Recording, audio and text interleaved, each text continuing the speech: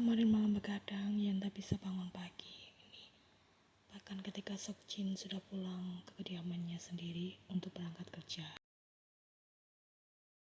Tidak masalah, ada Yan ataupun tidak, perpaduan segelas air putih dingin dan semangkuk ramyeon instan masuk dalam kategori sarapan yang lumayan baik versi Taehyung dibandingkan harus makan telur rebus dan sosis siap santap lagi. Pintu depan terbuka, Taehyung pikir Sok Jin yang datang lagi karena ada barang miliknya yang tertinggal.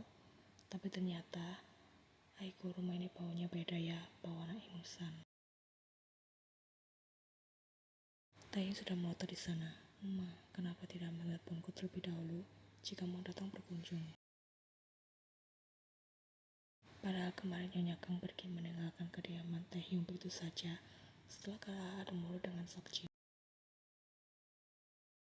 Taehyung pikir rumahnya akan merasa kapok dan memutuskan tak akan datang berkunjung lagi dalam waktu dekat, tapi ternyata perkiraan itu salah. Aku ini umamu, aku bisa datang kapan saja. Tiba-tiba Yan muncul dari dalam kamar dengan rambut acak-acakan dan masih makan piyama minim. Ia menggeliat dan menguap tanpa menyadari adanya Nyonya Kang di sana. Acusi, mana susu coklatku? Dia hening dan tegang. Yan segera menoleh dan matanya langsung membelalak. Selamat pagi, Omoni. Nyonya Kang sudah memberikan prototan super maut. Jadi begini cara menantu menyapa mertuanya pagi-pagi, dengan baju begitu dan rambut seperti bekas kena angin topan.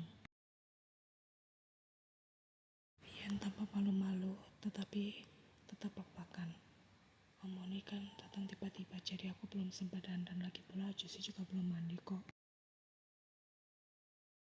Aku tidak tahu apa-apa, jangan seret aku, seru Taehyung hampir tersedak keluar ramyeon. Sebenarnya kali ini pasangan suami istri atau dua badut sirkus, dan Nyonya Kang masih kesal. Yan tertawa kecil, dua-duanya Omoni, tapi aku janji akan berusaha untuk bisa menjadi menantu yang baik, bersabar dan pelan-pelan saja ya.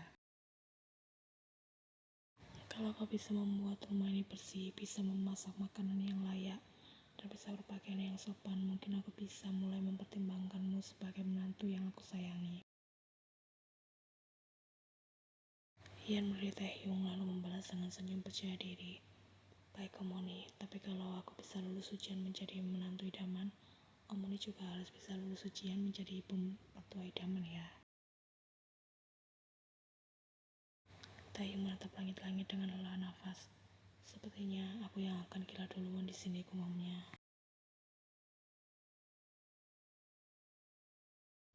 Dapur penuh dengan bahan makanan. Yan berdiri di depan meja dapur dengan mengenakan celemek bertuliskan. Rambutnya diikat tinggi dan tangannya tanpa belepotan tepung. Ia memandangi layar ponsel dengan raut serius sembari mencoba meniru tutorial memasak. Potong bawang, goreng daging, beri bumbu. Seru Yan terkejut. Taehyung masuk ke dapur dengan terbatu-batu karena asapnya.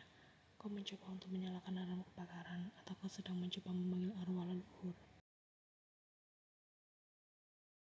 Tenang Acusi, ini namanya aroma cinta. Ayam kosong ini adalah wujud kasih sayang seorang istri kepada suaminya demi mewujudkan impian menjadi menantu idaman. Balas Yan tetap santai. Taehyung mengambil spatula dan melihat isi wajan. Ini bukan ayam, ini fosil ayam. Bukannya merasa tersinggung, Yan justru tertawa. Namanya juga usaha, cobalah untuk mencicipinya. Kalau Acusi menolak, nanti aku tersinggung. Lalu menangis, lalu Acusi merasa bersalah, lalu kita baikan, lalu berpelukan. Taehyung mengangkat satu potong ayam kosong, menatap penuh ketakutan. Aku lebih memilih dicakar kucing liar daripada harus makan ini. Ia dengan cepat menyiapkan satu potong ayam ke mulut Taehyung. Jangan banyak alasan. Taehyung pasrah, ia mengunyah dengan pelan. Wajahnya langsung berubah seperti habis memakan kayu bakar. Teksturnya unik, hampir mirip seperti batu lava. Pedasnya juga seperti dendam mantan. Ucap Taehyung memberikan review dengan tetap berusaha tersenyum. Ian sudah tertawa puas, jadi enak.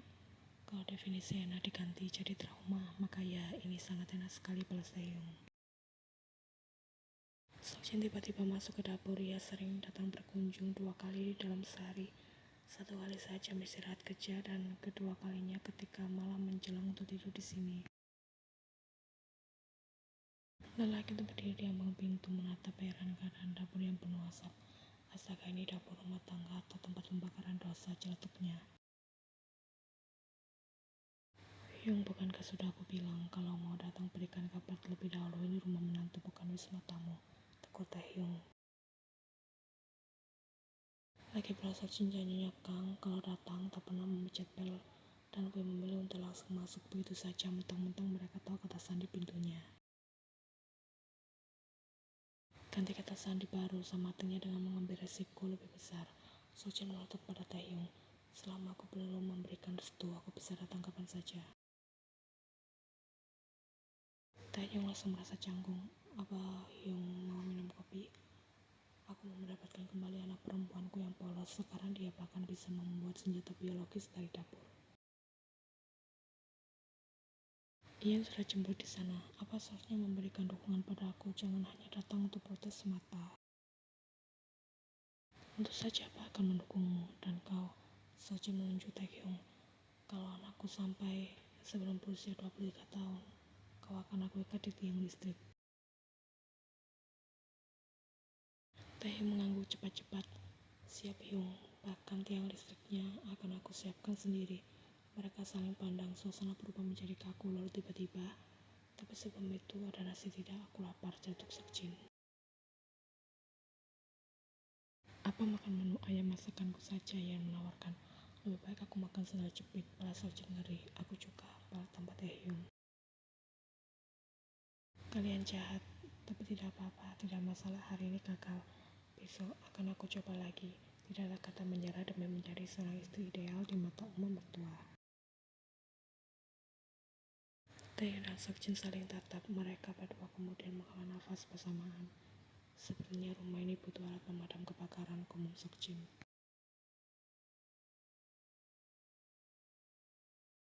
Ian duduk di kursi tunggu memakai baju crop top yang nyaris lebih pendek daripada akalnya. Ia mengayunkan kakinya santai, sementara pasien lain menatapnya aneh. Gadis itu bukan yang waktu itu pernah naik sepeda listrik dibonceng oleh Dr. Kim sama membawa anak anjing yang terjebur got, gumam seorang pasien ibu-ibu. Iya benar, tangkap pasien lainnya. Dia juga yang teriak, Ajusi tolong pegang aku akan terjatuh cinta di jalan raya kala itu. Taehyung keluar dari ruangannya, nyaris panik dan menarik tangan Yen untuk sedikit menjauh dari keramaian. Kenapa kau datang ke sini? Kau tahu kan ini tempat kerja bukan taman hiburan. Aku bosan di rumah jadi kepikiran Ajusi. Lalu kangen, lalu ya sudah aku memutuskan datang. Katanya seorang istri harus perhatian kan, balas Yen. Aku juga membawa bekal untuk Ajusi. Gadis itu mengangkat kotak bekal dengan bangga. Ayam goreng versi keempat. Taehyung menatap ngeri kotak bekal tersebut. Suster Mina bilang salah satu pasienku jatuhnya naik gara-gara aroma bekal yang kau bawa terbuka di dalam lift. Ian tak merasa bersalah sama sekali. Itu tandanya ayamku berfungsi sebagai terapi jantung kan? Ayammu berfungsi sebagai penyebab pasien masuk UGD, bisik Taehyung. Secara kebetulan Nyonya Kang datang dengan membawa sekotak minuman ekstra ginseng. Penampilannya mewah dan mencolok. Wajahnya tampak ketat seperti selalu siaga mencari kesalahan menantu. Oh, kau di sini, ucapnya sembari menatap tajam Yen. Bukannya tetap berada di rumah dan belajar memasak, kenapa malah keluyuran?